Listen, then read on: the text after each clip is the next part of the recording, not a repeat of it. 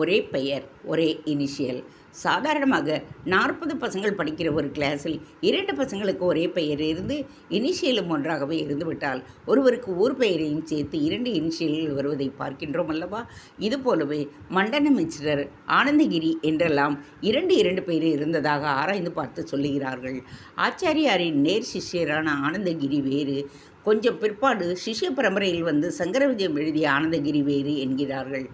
பிரம்மசித்தி என்கின்ற அத்வைத கிரந்தமும் 3 மீமாம்ச சத்புத்திர பாத்திரங்களும் எழுதிய மண்டன மிச்சிரர் வேறு, மீமாம்சகராக இருந்து பின்பு ஆச்சாரியாரின் சிஷ்யராகி சுரேஸ்வராச்சாரியார் என்று பெயர் பெற்ற நைஷ்காமிய சித்தி வார்த்திகங்கள் ஆகிய அத்வைத நூல் மட்டுமே எழுதியவர் வேறு என்று கூறுகிறார்கள். சுரேஸ்வரர், மண்டன மிச்சிரர் அப்படியே ஆச்சாரியார் ஹிருதயத்தை பிரதிபலித்து எழுதியவர். இன்னொருவரோ அத்வைதமே சொன்னாலும் வித்தியாசமான கோட்பாடுகளையும் சொன்னவர். தேங்க்ஸ் ஃபார் வாட்சிங்.